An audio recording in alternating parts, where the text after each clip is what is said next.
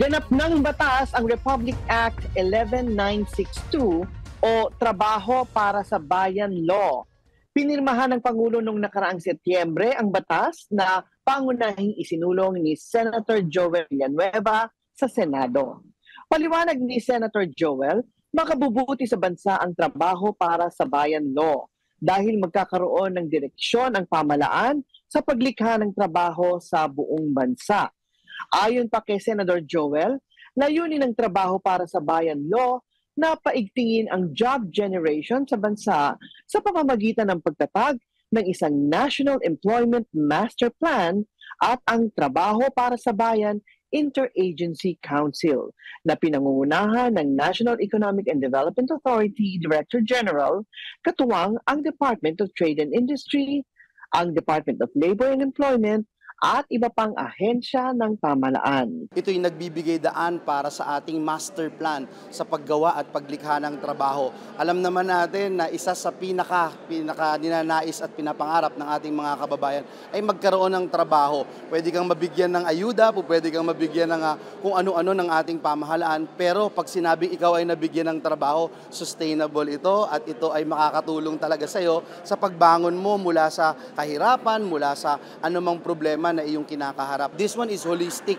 Lahat ng plano natin sa paggawa at paglikha ng trabaho nakapaloob dito. Mula po doon sa paghulma ng ating mga curriculums, sa mga pag-develop ng ating mga training regulations, mga skills development program, masisiguro natin na ito'y nakaangkla sa isang direksyon. Direksyon na ginawa ng ating pamahalaan upang sa ganoon masiguro natin na may trabaho na naghihintay sa ating mga kababayan. Makakabuo po tayo ng council na kung saan pangungunahan ng NEDA and co-chair po dito yung DOLE at DTI dahil yung DOLE nagpa-facilitate yan ng employment. Ang DTI naman, yan ang tumitingin sa atmosphere, environment ng ating mga negosyo para nang sa ganun masiguro natin na talagang right direction po tayo. Sa ganap na implementasyon ng batas na ito, mukhang gaganda ang pasok ng 2024 para sa mga unemployed at underemployed nating mga kababayan. Kung maayos na maipapatupad, tiyak na mababawasan ang gutom at kahirapan sa buong bansa. Magandang gabi, ako po si Kata Inocencio.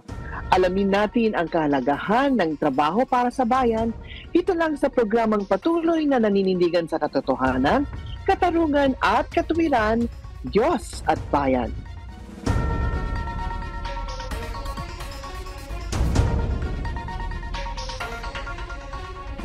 I-incentivize ang ating pong mga existing businesses, lalo na po yung ating pong micro and small enterprises. Pag sinabing incentivize, yung pong mga pwedeng suporta, kaya nga nabanggit ko kanina, comprehensive support.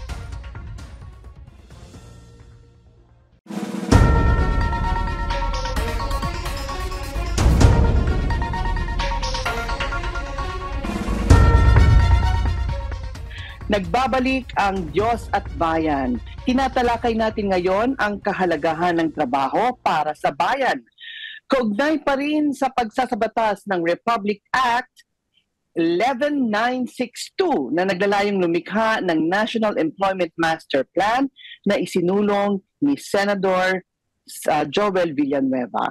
At nandito para tulungan tayong maunawaan ang layunin at pakinabang ng trabaho para sa bayan law. Wala pong iba kundi si Department of Labor and Employment Secretary Bienvenido Laguesma. Welcome po to Diyos at Bayan and good evening, sir. Magandang gabi at isang pinagpalang talakayan sa iyo, Kata. At siyempre, nais ko rin ipaabot ang aking pagbati ng isang mabiyayang gabi para po sa iyong mga tagatangkilik at taga-subaybay. At hindi ko dapat kalimutan ang aking pagpapaabot ng taos-pusong pagbati kay Senator Joel Villanueva at kay Congressman Eddie Villanueva na patuloy na gumagabay at tumutulong po hindi lamang para sa mga manggagawa, kundi makalikha ng isang environment na magbibigay ng magandang ugnayan sa manggagawa at namumuhunan. Magandang gabi. Ayan, ganyan po at napaka-importante po ng ating topic ngayon at we are so blessed na kayo po mismo ang ating makakasama sa programang ito. Secretary, paano po ba makakatulong sa Trabaho para sa Bayan Act? Ito pong Trabaho para sa Bayan Act, itong bagong batas na ito, sa pagpapalakas po ng job generation para sa ating bansa. Paano po nito mapaparami ang employment opportunities po ng ating mga manggagawa? Kagaya ng nasabi mo kanina, Kata, no? Itong Trabaho para sa Bayan Act ay nilikha ng isang tinatawag na National Employment Master Plan. Kaya ako'y talagang saludo kay Senator Joel Villanueva at ang kanyang ama na talagang nagpursige, nagsikap na ito ay maisabatas, no? At paano siya makakalikha? Makikita natin po sa probisyon ng nasabing batas na mayroong tinatawag na Trabaho para sa Bayan Plan. No? Mayroong plano na babalangkasin at uunahan ko na lang din, Kata, na mapapaloob din dyan sa plano na babalangkasin sa mga darating na mga araw. Ay ito pong katatapos lamang na nabalangkas din ng Department of Labor and Employment sa tulong po ng aming tripartite partners, labor and employer sector, yung Philippine Labor and Employment Plan for 2023-2028.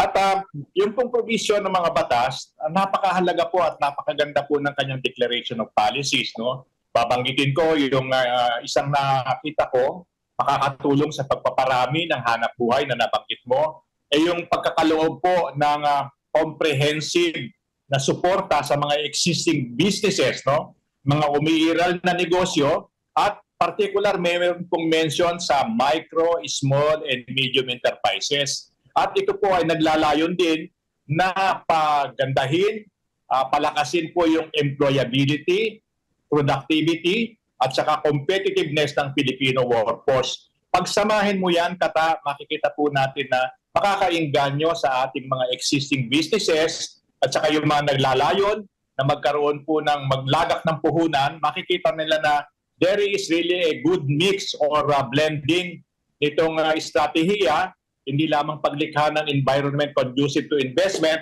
kundi naroon po yung mga workforce na mga kakailanganin nila nang sa ganun ay matugunan yung requirements ng kumpanya at mapalago at mapa-operate ang kanilang mga negosyo. Sir, ito po bang ito pong mangyayari ay ang ating po bang mga employers or rather ang ating mga manggagawa, sila po ba ay magkakaroon ng magkakataon para po sila ay maging mas employable or mas maging competitive po sa job market, ano ho, dahil ang mangyayari naman po ay baka dumami naman po ang mga competition at sila po ay mahirapan namang makapasok din. At alam mo, yung paghinimay mo yung provision ng nasabing batas, naroon yung pagbibigay ng skilling ng mga miyembro ng ating workforce, upskilling para dagdagan yung kasanayan, reskilling, ibig sabihin na baka yung skill na available sa kanya, kinakailangan nating i-focus sa panibagong kasanayan, no?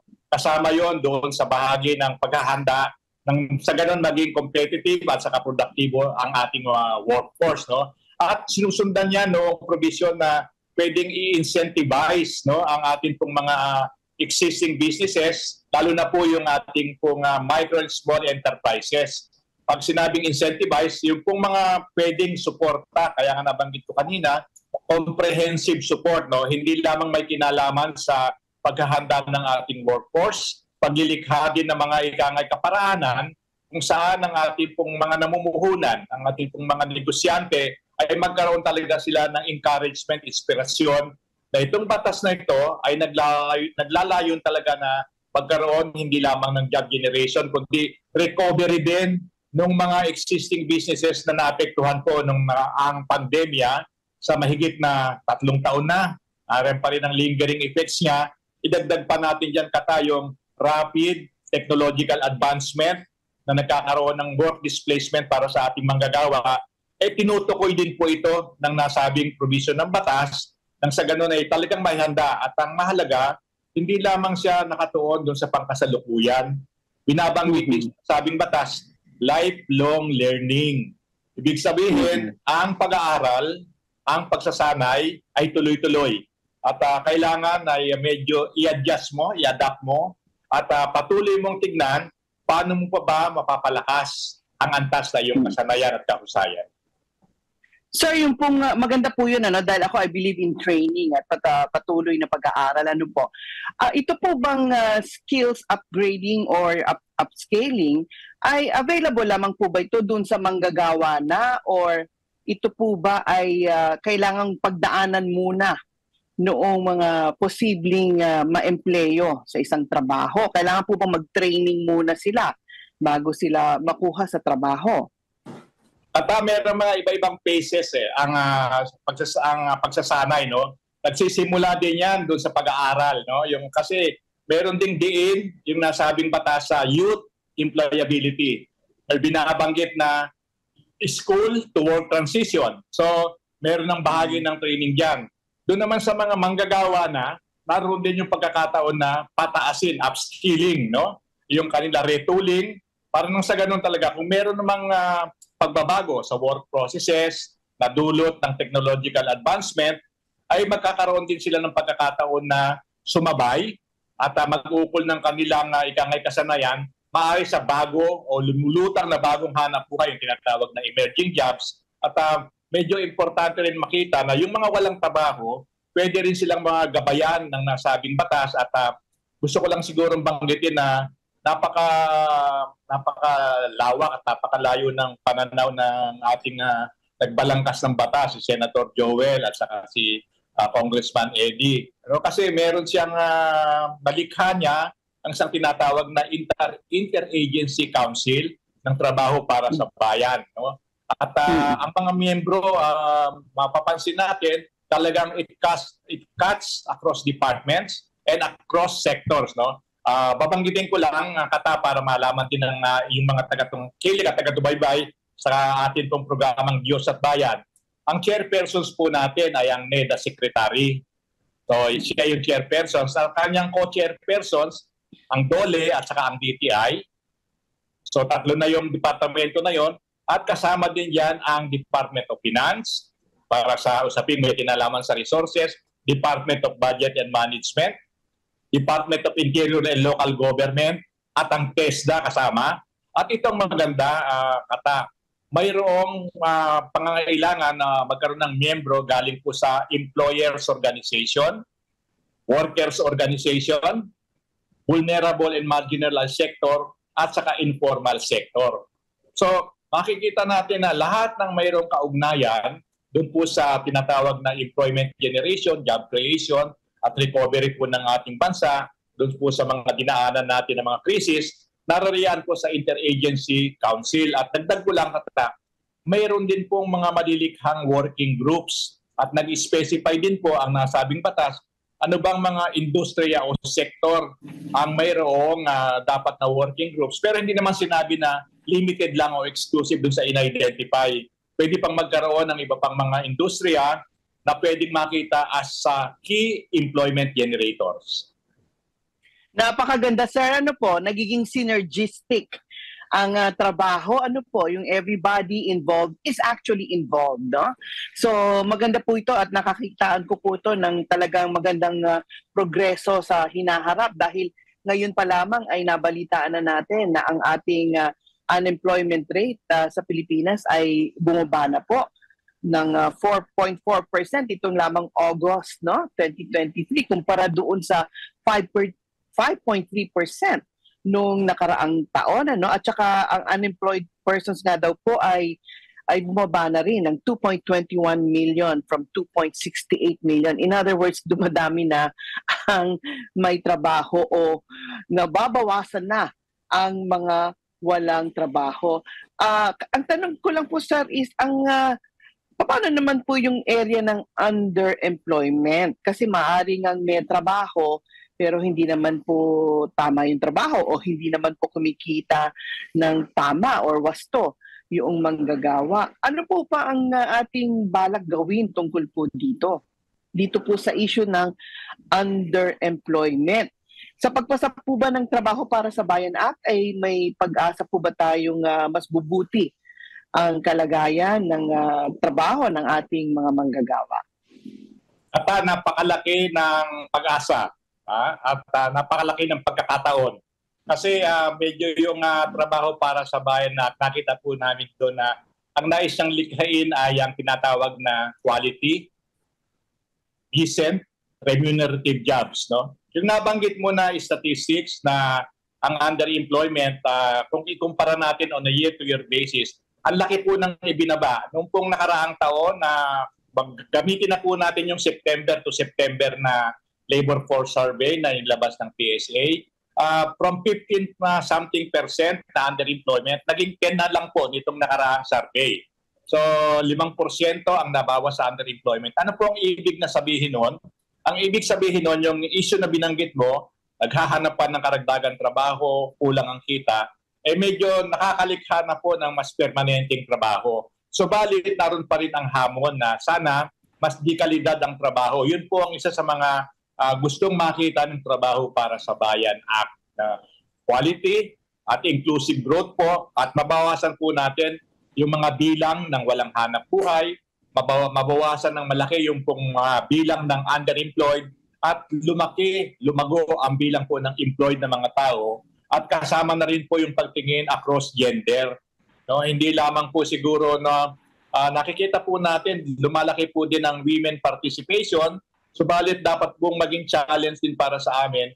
Dapat din doon sumasabay din po sila doon sa male availability ng mga trabaho na pwede naman pong gampanan ng mga ating kababaihan. At yun nga pong nabanggit ko kanina ay yung youth employability. Meron po rin kasi mga programa ang DOLE kata na tinutukoy niya kung paano ba natin magagabayan ng mga pag-aaral nang sa ganun may handa natin sa world of work pagkatapos silang magtrabaho. At inaabangan din natin katayong sana kung nakatrabaho sila habang nag-aaral, wag naman nilang piliin ng magtrabaho na at wag nang mag-aaral. Gusto na natin na matapos silang pag-aaral nang sa ganun mas malaki ang kanilang pagkakataon na mas makakita ng mas produktibo, remunerative at decenteng trabaho. Ayan, napakaganda ng mensahe ng ating Secretary of Department of Labor and Employment. Nakaka-inspire po, nakaka-encourage po sa ating mga kababayan. Siguro po, sir, bago namin kayo pakawalan, ano po ang huling mensahe ninyo, maaari pong ibigay ninyo sa ating mga manonood at sa ating mga manggagawa?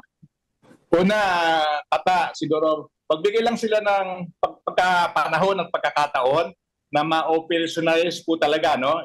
Itong ma-implementahin na sabing batas na nagsumigasig talaga at nagsikap si Senator Joel, kanyang mga kasamahan, at ang ating pong Congressman Eddie na sa bahagi naman po ng House of Representatives. Kasi ngayon po ay nag-uusap na po yung technical group para po yung IRR na kinakailangan pong maipasa within 180 days from the enactment, yung pong maging effective ang batas. Tinatarget po nung technical working group na by early next year, lalabas na po yung IRR.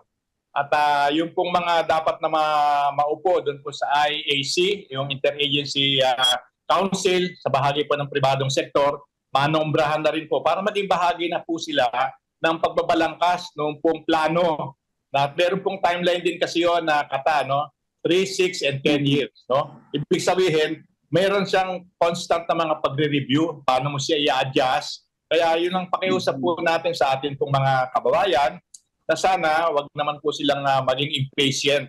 Kasi lahat naman po ay gagawain magkatulong po ang inyong pong legislatura, executive department sa pangunguna po ng ating Pangulong Ferdinand Romualdez Marcos Jr.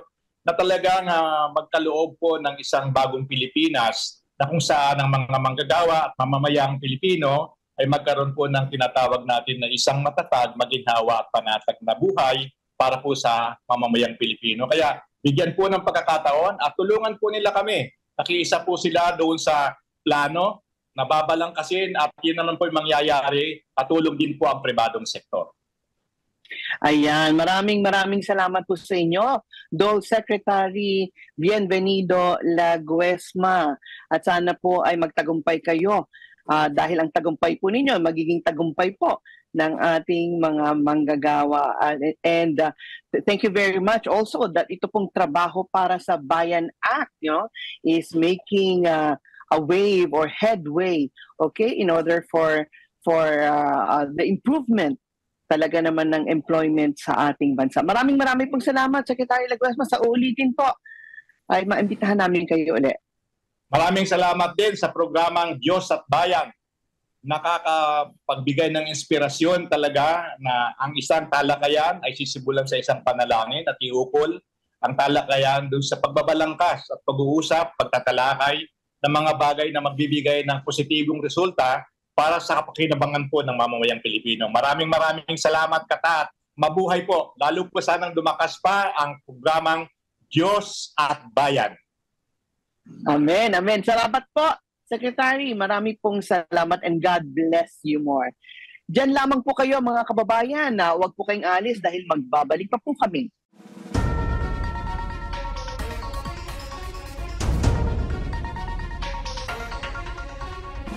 It will reflect the image of God through our work, not just a means to earn a living. Kasi kung ganun lang yung attitude natin, work becomes a drudgery rather than a joy, because work is actually worship unto the Lord. Napakaganda ng mga batas na yan. Talagang akmang-akma sa pangangailangan ng bawat isa po sa atin.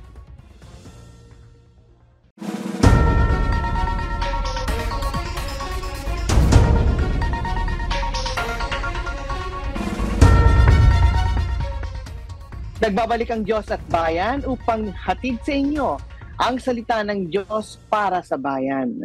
Sa bahagi pong ito ay makakasama natin ang ilan sa mga Christian community leaders, influencers, and thought leaders upang bigyang linaw ang mga isyu ng bayan sa liwanag ng salita ng Diyos. Kahalagahan ng trabaho para sa bayan. Kaugnay pa rin ng pagsasabatas ng Republic Act 11962 na naglalayong lumikha ng National Employment Master Plan na isinulong ni Senator Joel Villanueva. Makakasama po natin sa diskusyon sina Bishop Manny Carlos, member of the Bishops' Council of Victory Christian Fellowship, at Bishop Fred Sea, National Director ng Harvest Field of the Philippines. Magandang gabi po sa inyo, Bishop Manny at Bishop Fred. Bati naman po kayo sa ating mga manonood. Magandang gabi po sa kanilang lahat at salamat ulit, Kata, at sa Diyos at Bayan sa imbitasyon na to. Matagal ko nang gusto sana rin makasama kayo ulit. Thank you. Magandang araw po sa inyong lahat. Magandang gabi po. Salamat sa lahat ng mga sumasubaybay, Luzon, Visayas, and Mindanao. At napakaganda po ng ating pag-uusapan ngayon. At nawa po, ito po ay magbigay ng magandang encouragement sa lahat ng ating mga mamamayan at maging sa ating gobyerno. To God be the glory. Napakahalaga ho ng ating topic ngayong gabi, kundi ba naman ay dalawang bishop pa ang ating piling panauhin. And thank you very much for joining us once again sa Diyos at Bayan. Unang katanungan ko para sa inyo po, Bishop Manny at Bishop Fred, ano po ba ang koneksyon ng pagkakaroon ng trabaho sa pagpapanatili ng integridad o dignidad ng isang tao? Why is it integral for a human being to have a job and to be a productive member of society? Bishop Manny? Sure. Excited po ako sa tanong na yan kasi pupunta tayo sa layunin talaga ng Panginoon sa paglikha ng sanlibutan at ng mundo. I'm talking about Genesis chapter 1, 26 to 28. Alam po natin na sabi doon na God created the heavens and the earth and everything He created was good. Sinamarize ko na lang po. No? Pero if you go to Genesis 1, 26 to 28, nangusap ang Diyos sa Kanya na gusto niyang ilikha yung humanity, man and women, so that they will manage or rule over the creation as His imagers. And so, mahalaga po yun kasi yun po yung starting point ng pagkaintindi natin sa ating being humans is that we're made in the image of God. Meaning we have the capacity not only to reflect His character, not His being, because He's a spirit when we're made of flesh, but we can reflect not just His character but His abilities as co-creators. Alam po niyo marami ano yun. So if you notice, sabi niya, rule over the fish of the sea, the birds of the air, over every living creature. So, and inherent in that, mamaya ko lang ibabanggit, what did God put in the ability of humans to rule over His creation? But yung pong dignity ng tao is pag nagre-reflect po tayo ng kanyang kakayahan to create.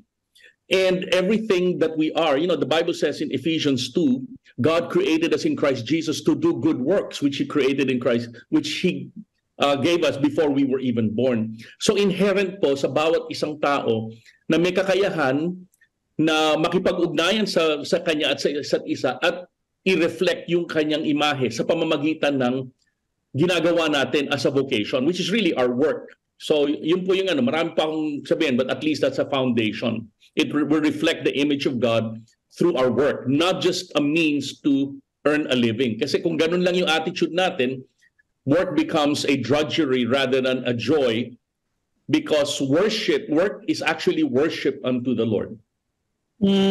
Wow, oo nga po, no? From the beginning of time, ayun na ang plano ng ating Panginoong Diyos para sa tao. Siya ay magtrabaho dahil meron siyang kakayanan na ibinigay ng Diyos para magtrabaho.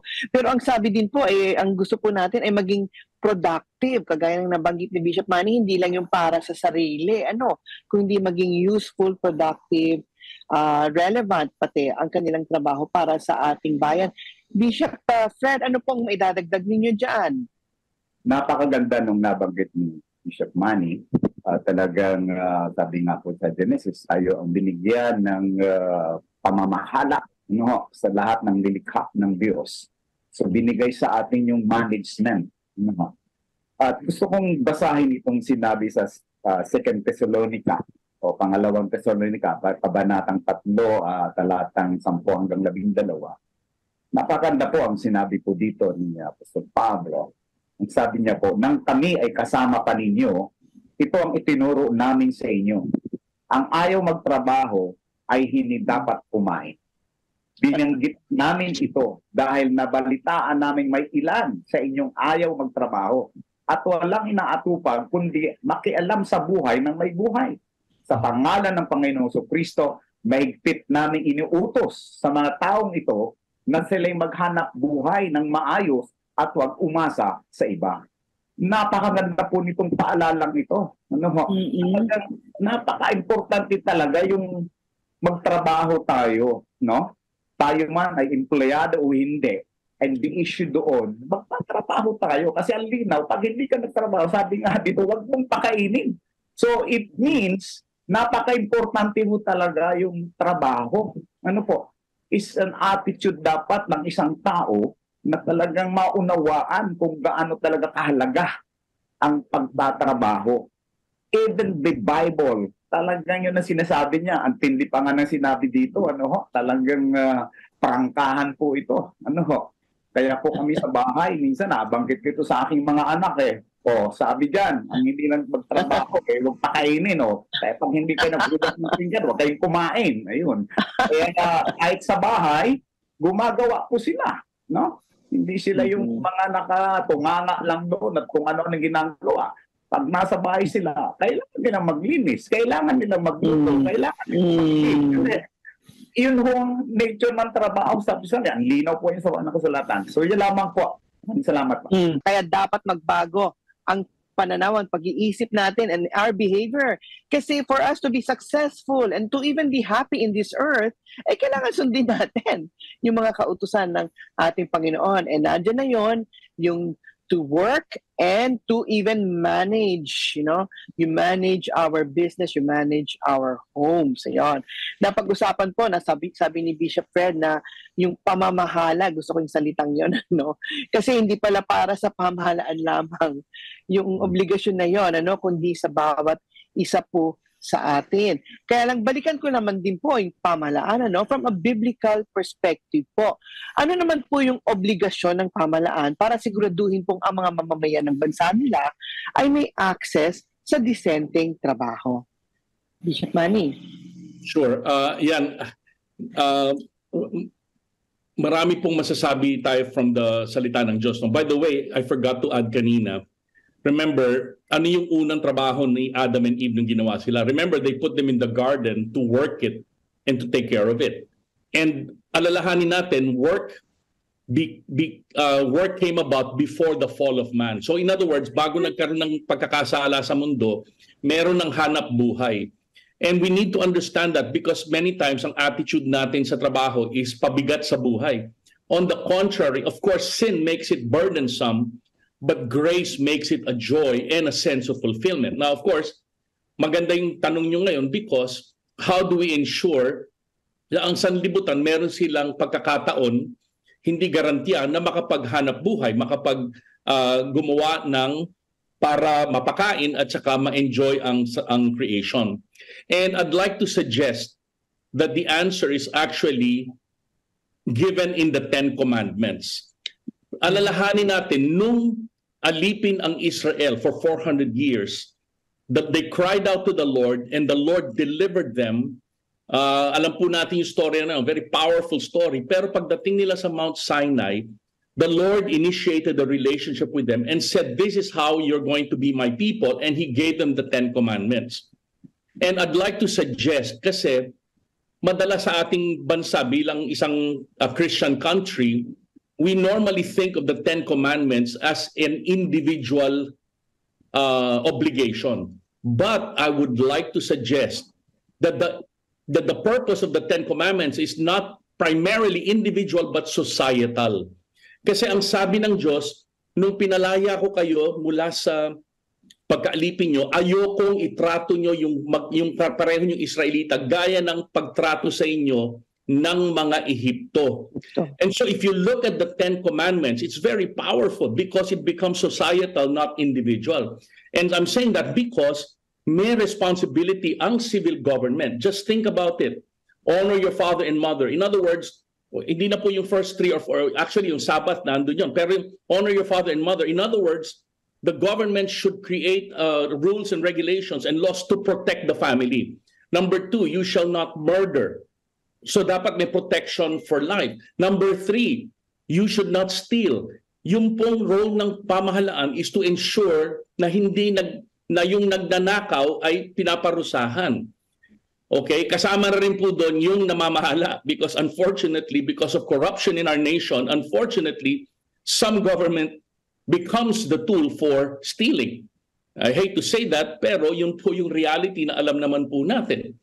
And then, of course, do not bear false witness against each other. So, what am I saying? The role of government as far as business and economic activity is not to generate the economy, but to regulate the economy. In other words, dapat yung role ng government, protektahan yung private enterprise para sila yung magbunga.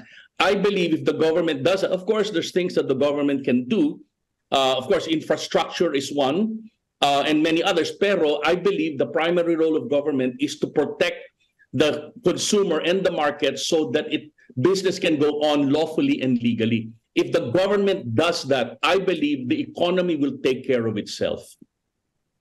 Wow, okay. Ngayon ko lang din nakita ang Ten Commandments is the responsibility of a government pala o the government na, no? Kasi nga, pang individual. Pero when you think about it, all our laws should actually be based on the Ten Commandments and how government implements the laws should actually be based on the Ten Commandments. And you're correct, sir.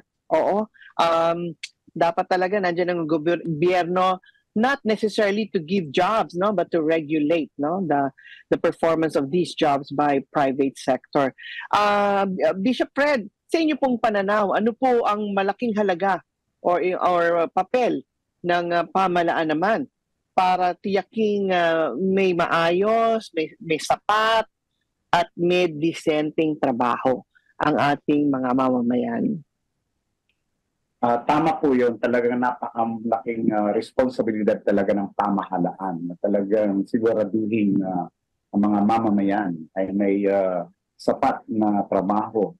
Dahil isa po yan sa calling ng Diyos sa pamahalaan. Kasi napakalinaw po sa Romans 13 verse 1 na ang sabi po doon ay ang bawat tao ay dapat pasakop sa mga pinuno ng pamahalaan sapagkat walang pamahalaang hindi mula sa Diyos. At ang Diyos ang nagtatag ng mga pamahalaang umiiral. So ibig sabihin po, itong pamahalaan na umiiral sa atin ay Diyos po ang nagtatag niyan. Sa makatuwid, pananagutan nila yan sa Diyos. Pag hindi nila binigyan talaga ng sapat na pangangailangan ng taong bayan, lalo na pagkakaroon ng trabaho. Kasi makikita po natin, napakahusay po nila pagdating sa pag nagka-campaign po, hindi po ba? At nabibless na po nagsasabing, ako ay utusan sa Senado, utusan sa Kongreso, utusan sa mga yan. Pag-utusan nyo kami, wow, ganda. No? Sana po, ituloy yun. Pag sila'y naglilingkod na, talagang utusan po sila. Pag ginawa po na liyan, mabibless po si Lord. Dahil ang Lord ang nagtatag niyan. At sila, sabi ko nga po dito sa barangay, kasi nagtuturo po ako ng Bible study dito sa mga barangay tanod at kapitan. Sabi ko po sa kanila, alam nyo, kayo ang may pinakamalaking tungkulin. Kasi kayo ang nasa grassroots. Kayo ang mga paa at kamay. Hindi naman maipapatupad ng national o ng whatever kung hindi nyo gagawin dyan sa grassroots. So kayo talagang gumagawa, nagtatrabaho. Kaya dapat lang bigyan talaga kayo ng mataas na parangal dahil kayo talaga mga nagtatrabaho. Sila doon, utos lang sila ng utos. Pero kayo ang gawa ng gawa. Kayo ang pumunta sa mga bahay-bahay. Kayo ang nagdadala ng mga dapat gawin. Kaya sabi ko, pag ginawa niyo yan sa Panginoon, naging tapat kayo dyan, i-bless kayo ng Lord. So nakakatuwa po na talagang yung salita ng Panginoon ay nadadala sa grassroots. Kaya kinukumpleto ko po yung lahat ng mga kamanggagawa na natin, na mga nasa barangay na talagang pinupuntahan itong mga kababayan po natin to. At natutuwa po ako dahil para bang nagdadalawang isip sila sa kanilang pagpapatupad dahil naaalala nila ang Diyos. Sabi, utusan pala tayo ng Diyos. Dapat pala gawin natin talaga ito ng best, hindi yung kung anong natatanggap natin, kung anong mandato galing doon sa taas. Mayroon pa ng mandato mula talaga sa pinakamataas at ang Diyos. Gagawin natin ito para sa kawalatian ng Diyos ay tiyak na hindi tayo mapapagod at mapaglilingkuran natin ang taong bayan. Ayan, maganda po yan, dahil kung ipapaubaya din natin ang pagde-develop ng trabaho sa private sector at ang gobyerno naman ay hindi makikialam, ay baka magresulta rin yan ng iba pang problema. Nandiyan na yung mga nagkalat ang street kids, for example, hindi mapakain ng mga magulang. Andiyan na rin yung posible din ng pagtaas ng cases ng krimen, mga pagnanakaw. Hindi po ba? Kasi ganyan ang madalas na dahilan. Kasi wala akong trabaho, may sakit yung yung magulang ko, kaya napilitan akong magnakaw. Dapat talaga po malaki ang maging involvement ng ating pamahalaan, para ang tiyakin ng ating mga kababayan ay may trabaho, period, may magagawa, maging useful member ng society. Ang tanong po natin ngayon dahil sa aminin natin na magpahanggang ngayon ay meron pa rin tayong mga kababayan na unemployed, wala pa rin trabaho, although bumababa na rin yung kasong yan dahil dumadami na yata ang opportunities for work ngayon. Marami pa rin tayong mga kababayan na walang trabaho or at least underemployed. In other words, hindi siguro sapat yung kanilang kinikita para sa trabahong kanilang ibinibigay. Ano po ang maaaring biblical encouragement natin para sa ating mga kababayan na maaari natin pagbigay sa kanila in light now of the passage of the new law, yung trabaho para sa bayan law na isinulong po ng ating Senador Joel Villanueva sa Senado.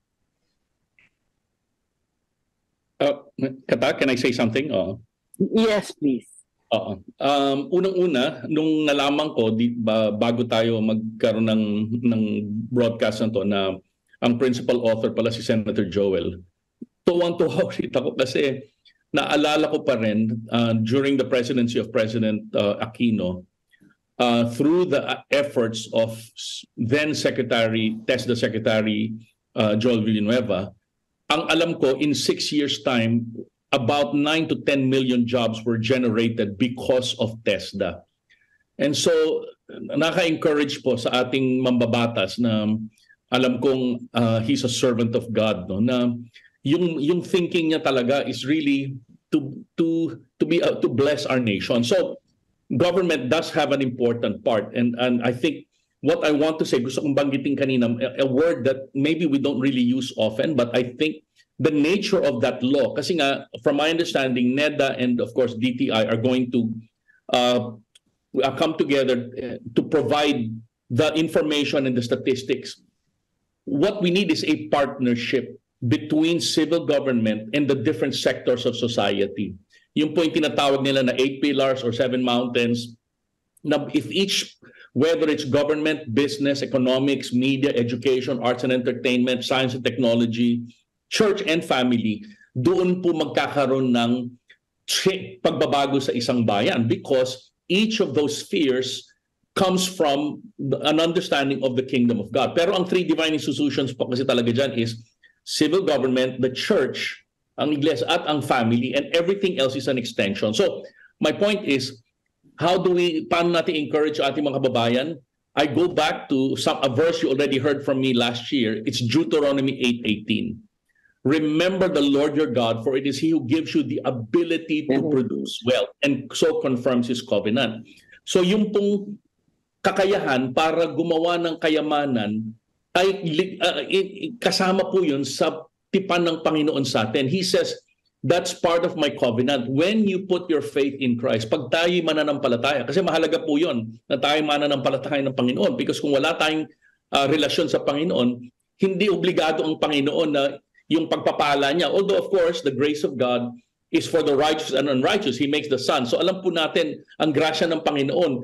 The fact na buhay pa rin tayo, that means the grace of God is operating. But kung meron kang tipan sa Kanya, bibigyan ka ng kakayahan. And if you remember, yung mahalagang salita doon, the ability to get wealth, in the original Hebrew language, it's the same as in Genesis 1:11, when the Lord made the plants and the trees, and the ability to bring forth more plants and trees. So ano yung gusto kong banggitin? Ito po yung mahalagang principle. Pag natutunan ng mga kasama natin, I believe mamumulat sila.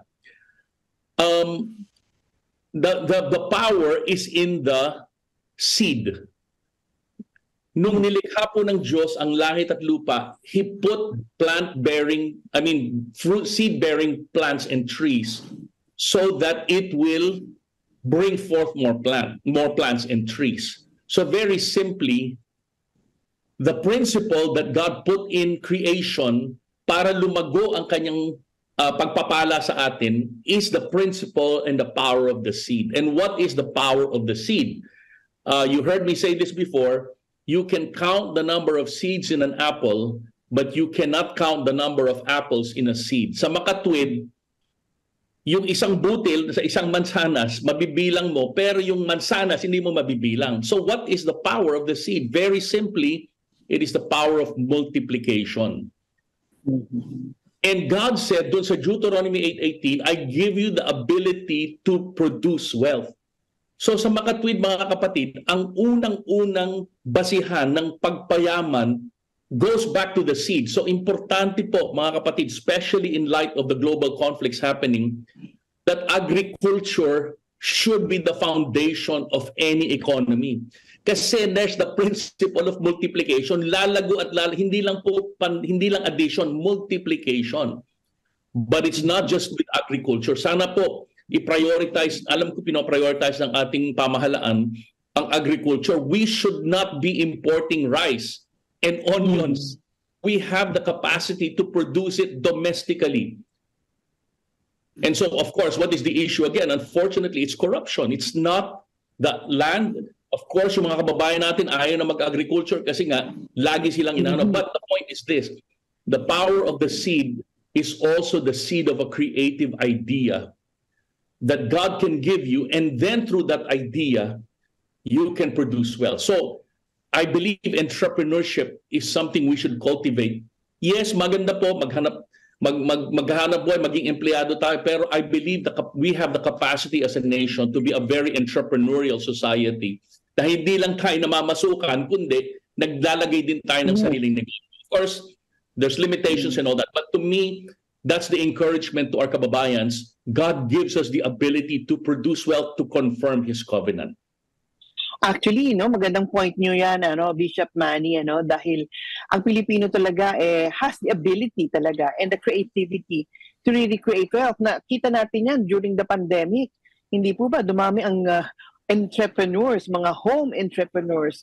Dumami rin ang mga plantita, yung mga nagtatanim. Hindi ba nagtatanim ng inyong kakainin? Kasi kung dumating ang panahon talaga na magkagulo, magpaghirap, ay kung meron kang sarili mong tanim, ay meron kang kakainin.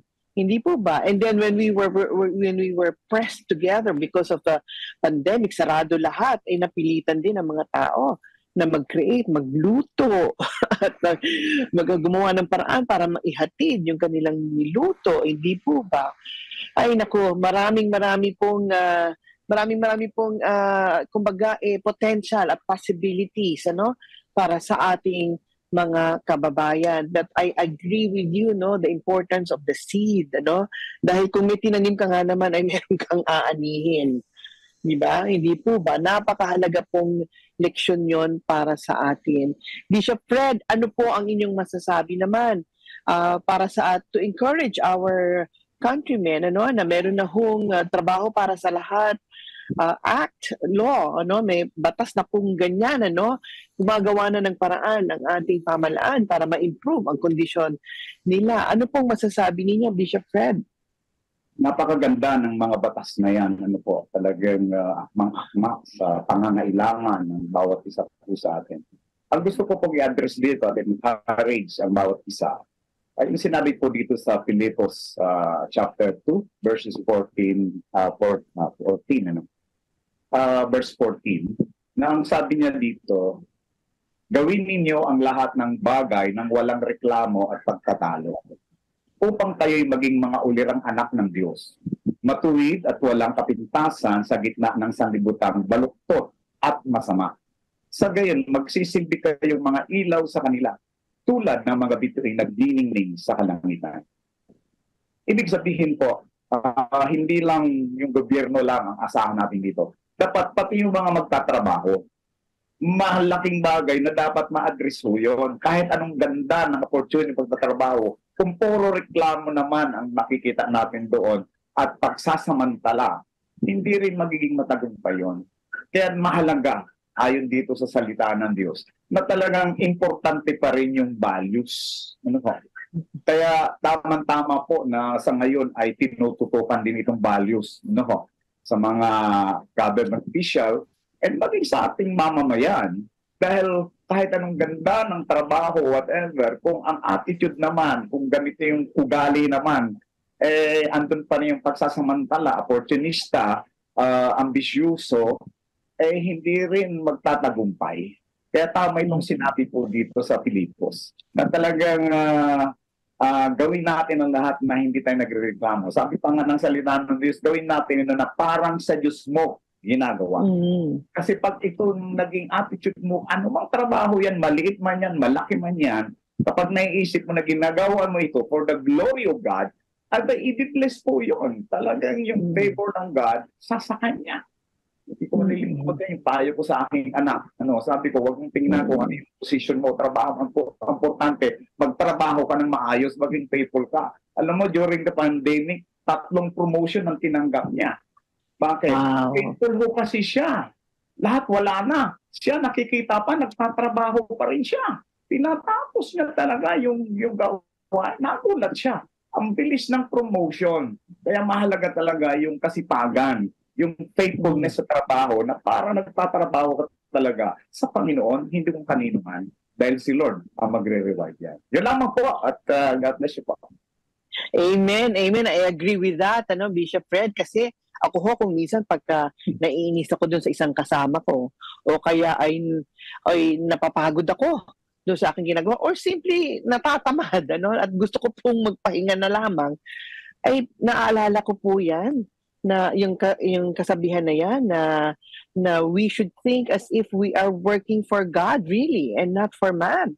Kasi kung if you're gonna be working for man, sino ba siya? Pare-pareho lang naman kayong mga tao din, ano, na may mga kakulangan din siya, may karing mga pagkukulang, ano. Pero kung para sa Diyos ang iyong gagawin, ay mabibigay mo ng buong puso ang iyong anuman, ang iyong serbisyo na maihahatid. Ayan, Bishop Manny, siguro po bago po tayo magtapos ay mahilingan po kayo ng panalangin po para sa ating bansa at para po sa ating mga mamamayan. Sige, gusto ko pong pangunahan yung panalangin natin, yung batas na nasa gawa, dahil yung naman po yung paksa natin. Ano? Maraming pong salamat, Panginoon, na dahil sa batas na to na aming pinag-usapan, meron pong panibagong pagkakataon na umunlad at umasenso at lumaganap ang kayamanan, Lord, sa aming bansa. Lord, napakayaman po ng aming bayan, hindi lang sa natural resources but also human resources. But we believe, Father, it is your covenant promise, as in Deuteronomy 8, that you give us the ability to produce wealth to confirm your covenant. Lord, unang-una po, lahat po na nawa ng aming mga kababayan ay maging mananampalataya ninyo. Dahil kapag kami naniwala at nagtiwala sa inyo, kayo po ang magbibigay ng kayamanan at kaunlaran at kapayapaan sa aming bayan. So Lord, we pray for the salvation of the Filipino people. We pray that they would have faith, that they would turn away, Lord, from everything that the Bible calls sin. Lord, even our government officials, salamat po sa ating mga mambabata, sa ating mga nasa executive and judiciary and police and military, and our local officials.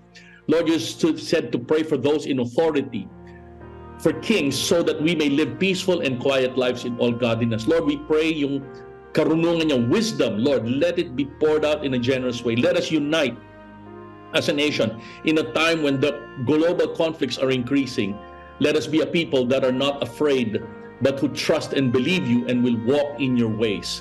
So Lord, you said righteousness exalts a nation, but sin is a disgrace to any people. Lord, naway ang katuwiran ang siyang maghari sa aming bayan, na kami pagpalain nyo sa pangalan ni Jesus. Amen. Amen, amen. Maraming po salamat for that prayer, Bishop Manny Carlos. Thank you very much po, sir. And thank you very much. Yes, and thank you very much, Bishop Fred Sea. At maraming salamat po sa inyong lahat sa pagsama sa amin ngayong gabi. Muli, isang ngalan ni Brother Eddie Villanueva. Ako pong inyong lingkod. Magkita-kita po tayong muli sa susunod na linggo dito lamang sa programang patuloy na naninindigan sa katotohanan, katarungan at katuwiran, Diyos at bayan. God bless you all.